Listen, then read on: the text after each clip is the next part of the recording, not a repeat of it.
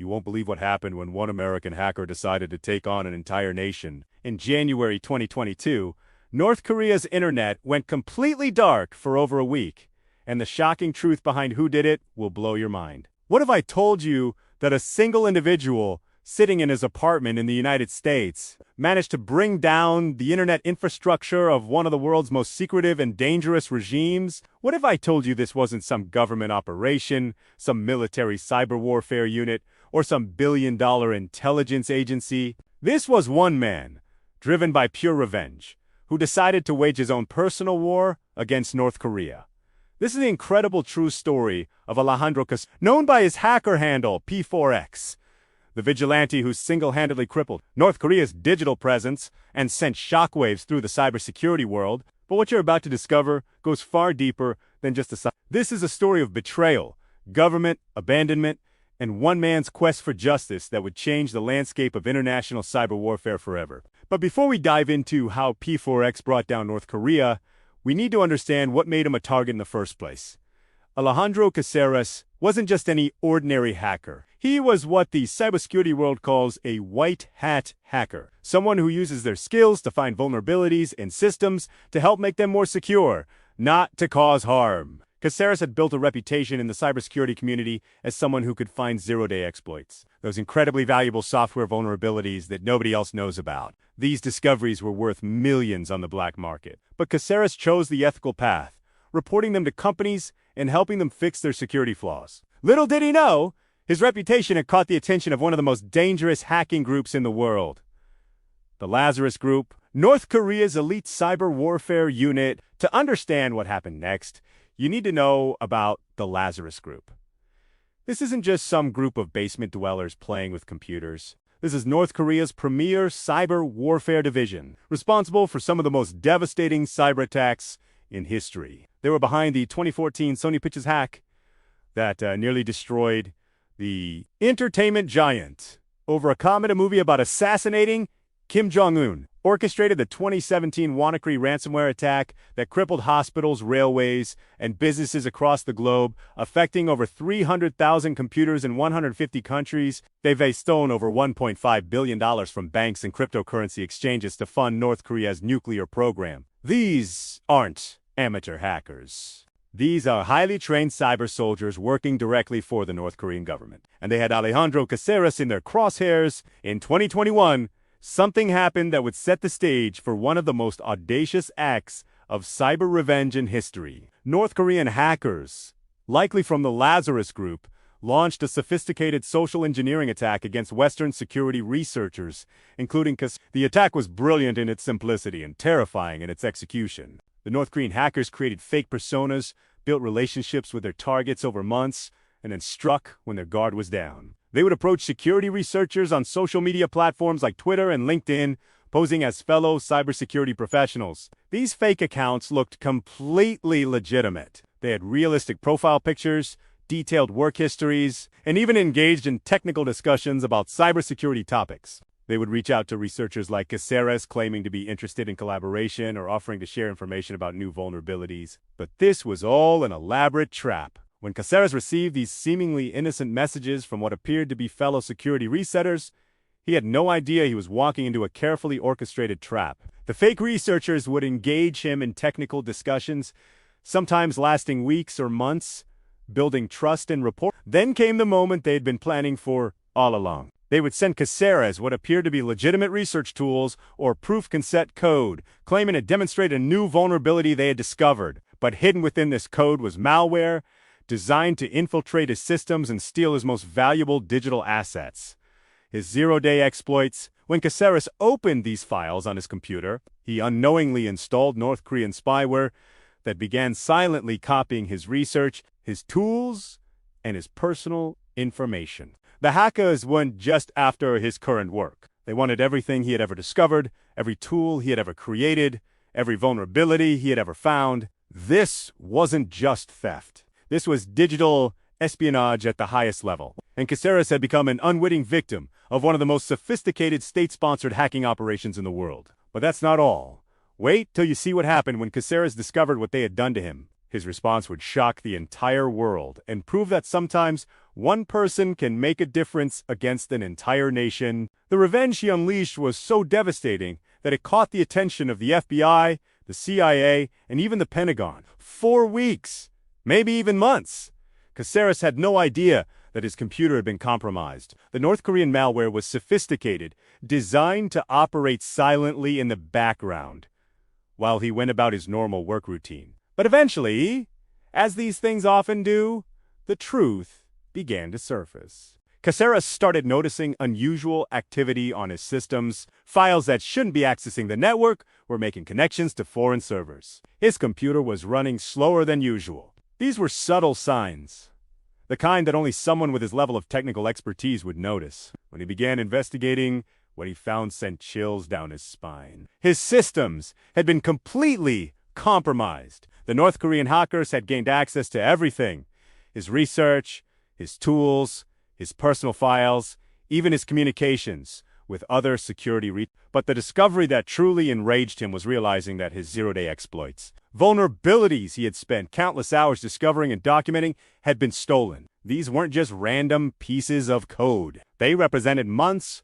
or even years of meticulous research work. They were his intellectual property, his contribution to making the internet a safer place. The North Korean hackers had taken his work and were likely using it for their own malicious purposes. His discoveries, meant to help protect people, were now potentially being weaponized against innocent victims around the world. Like any responsible citizen who had been the victim of a state-sponsored cyber attack, Caceres did what he was supposed to do. He reported the incident to the FBI.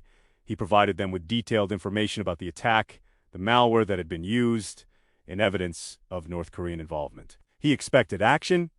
He expected justice. He expected his own government to stand up for an American citizen who had been attacked by a foreign adversary. What he got instead was bureaucratic indifference. The FBI acknowledged his report, but weeks turned into months with no meaningful response. No arrests were made. No diplomatic protests were filed. No retaliatory cyber attacks were launched against North Korea. Caceres watched as his stolen intellectual property was likely being used to attack other innocent victims, while his own government seemed powerless or unwilling to do anything about it. This wasn't just disappointing. It was infuriating. Here was a clear case of state-sponsored cybercrime against an American citizen, and the response was essentially, "Thanks for the report. We'll look into it." Meanwhile, the North Korean hackers, who had violated his digital privacy and stolen his work, were probably already moving on to their next targets. Sitting in his apartment, staring at his computer screen, Alejandro Caceres made a decision that would alter the course of his life and send shockwaves through the international cybersecurity community. If his government wouldn't act, he would. If the FBI wouldn't retaliate against North Korea for attacking an American citizen, then he would take matters into his own hands. If the U.S. military's cyber warfare divisions were too constrained by politics and bureaucracy to respond appropriately, then one man with the right skills and the right motivation would show them how it's done. This wasn't just about revenge anymore. This was about principle. This was about showing that actions have consequences, even when those actions are carried out by a nuclear-armed dictatorship that thinks it can attack American citizens with impunity. Caceres began planning what would become one of the most audacious acts of individual cyber warfare in history.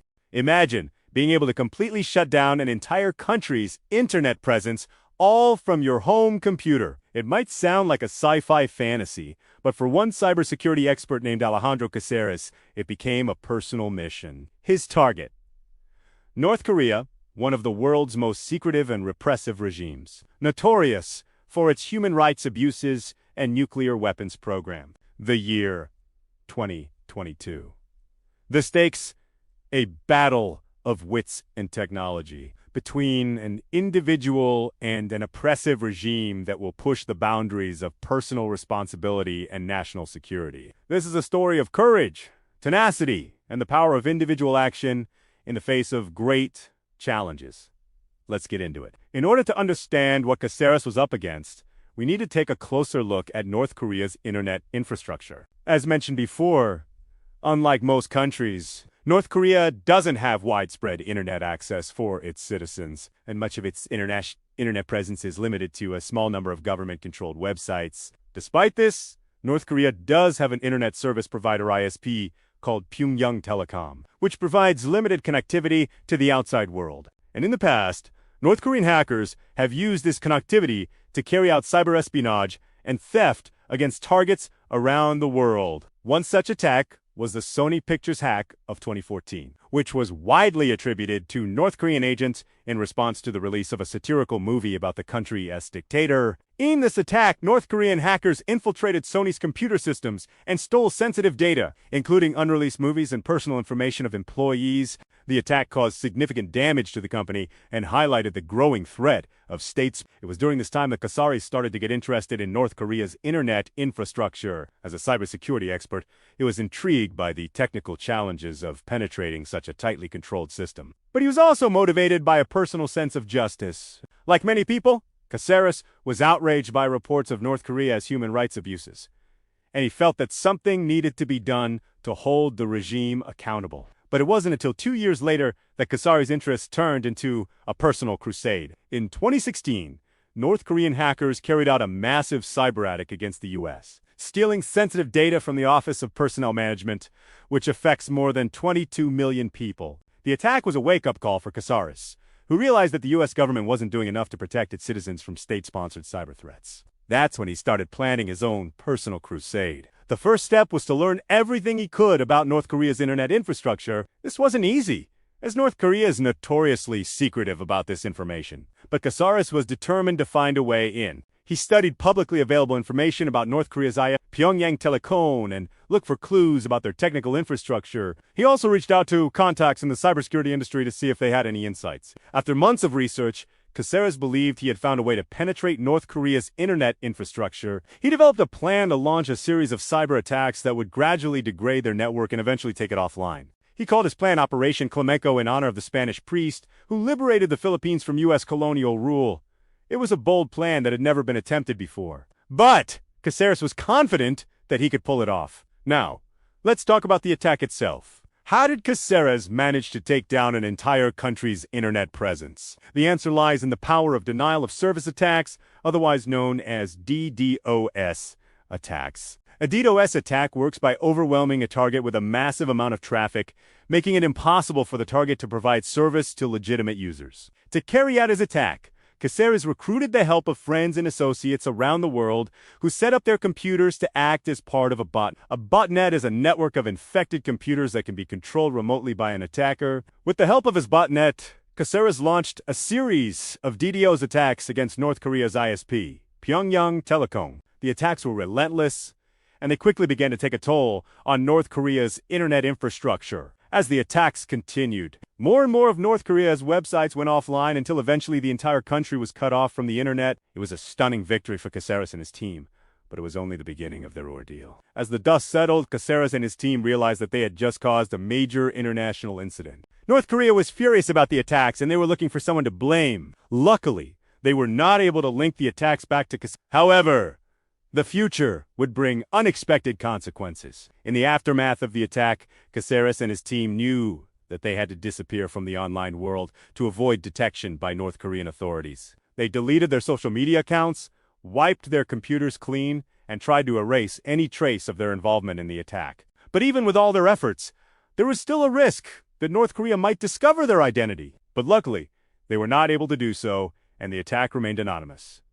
Nevertheless, the ramifications of the attack were significant. It brought the U.S. and North Korea to the brink of war and sparked a major diplomatic crisis. Fortunately, cooler heads prevailed and the situation was eventually diffused. But the experience left Caceres shaken, and he knew that he had to stay hidden for a long time. He abandoned his old life and started a new one in a different city. He changed his name and social security number and tried to blend in as an ordinary citizen. But he never forgot about the attacks or the injustice of North Korea's regime. He continued to follow developments related to North Korea and waited for the right moment to come forward. Meanwhile, North Korea took steps to improve their internet infrastructure and protect against future attacks. They created the Committee for the Protection of the Nation's Information, a government agency tasked with safeguarding North Korea's critical information infrastructure from cyber threats. They also invested in new technologies to secure their networks and prevent future outages. However, None of these measures were foolproof, and North Korea remained vulnerable to new attacks. In the meantime, continued his quiet life in hiding, watching as North Korea slowly came back online. He saw that the regime had taken steps to secure its networks, but he also saw that they were still vulnerable. The question was, how could he take advantage of this vulnerability without risking his own safety? After careful consideration, Caceres decided that he needed to come forward and tell a story. He contacted journalists and cybersecurity experts to share his perspective on North Korea as cyber threats and the need for more proactive government responses. At first, he remained anonymous, but eventually he revealed his true identity to the world. It was a risky move that could potentially endanger his life, but Caceres felt that it was necessary to raise awareness about the issue. Since then, Caceres has become a prominent voice in the cybersecurity community. He speaks regularly at conferences and events and advises government officials on how to better protect against states. The FBI showed up at Jose's house and told him they had a proposition for him. They needed his help. North Korea had just attacked him, launching a barrage of malware at his computer, and the government believed that he could show them how to block it. Jose was shocked. The problem was too big for him to solve alone. So he called his friend Carlos for help. Together, the two friends were able to put up a firewall against the incoming attacks, and for a few weeks, they kept it up, fighting back against the relentless onslaught from North Korea. But then, something weird happened. The attack stopped. No one knew why. Everyone was confused. Then, a few months later, the answer arrived in a mysterious package from the U.S. government. Inside was a letter. It changed everything. The letter revealed that the real target of North Korea's attack wasn't Jose, but the United States government itself. Their intention was to steal sensitive data from government agencies and military installations, and they used Jose as an unwitting pawn in their game. But then, the two men received another package. This time, instead of a letter, it was a gift. The government wanted to reward the two men for their help. Inside the package was a certificate of appreciation and a USB drive, and on that drive was a secret file. When they opened it, they discovered something incredible. The FBI had recorded the communication between Jose and the North Korean agents, and in that communication, there was a hidden code. The code was a key to a massive database of stolen information. And when Jose and Carlos opened it, they discovered the biggest cyber heist in history. The two friends stared at the screen in disbelief. There were hundreds of terabytes of stolen data, but then they noticed something else. Hidden among the stolen files were communications with other countries, communications about a secret project, a project that could change the world forever. Jose and Carlos looked at each other. They had stumbled onto something big, something that could bring war to the world. But then, something unexpected happened. The two friends decided to keep it a secret. They didn't want to get involved in a global conflict, so they destroyed the evidence and tried to move on with their lives. But they couldn't. The knowledge was eating away at them. It was driving them crazy. So they made a decision. They were going to find the truth, no matter what it took. The two friends started digging through the data, looking for clues. They followed the money trail, uncovering a vast conspiracy that spanned multiple countries and continents. They discovered that the stolen data was being used to blackmail world leaders, to manipulate financial markets, and to control governments. They uncovered a web of deception and betrayal that threatened to tear the world apart. But as they delved deeper into the conspiracy, they realized they weren't alone. They were being watched, stalked by unseen eyes in the darkness. They could feel the heat of their gaze on their necks like a physical presence. Fear became their constant companion, seeping into their dreams and turning them into nightmares. The two friends worked day and night to stay ahead of their pursuers, to uncover the truth and bring it to light before it was too late. But as the clock ticked, they knew they were running out of time. The fate of the world hung in the balance, and they were the only ones who could save it. But then something happened that neither of them expected. The truth was more shocking than they could have ever imagined. The mastermind behind the conspiracy wasn't a foreign government or a shadowy cabal. It was someone they had trusted, someone they had worked with closely on the project, someone they had thought was their friend. Betrayal cut deeper than any knife. The two friends had been played, manipulated by the very person they had sought to help. But now that they knew the truth, they were determined to expose it, no matter what the cost. They leaked the information to the press, knowing full well that it could spark a diplomatic storm, that it could plunge the world into chaos. But they didn't care. The truth had to come out. The two friends watched as the world reacted to their revelations. Governments fell. World leaders resigned.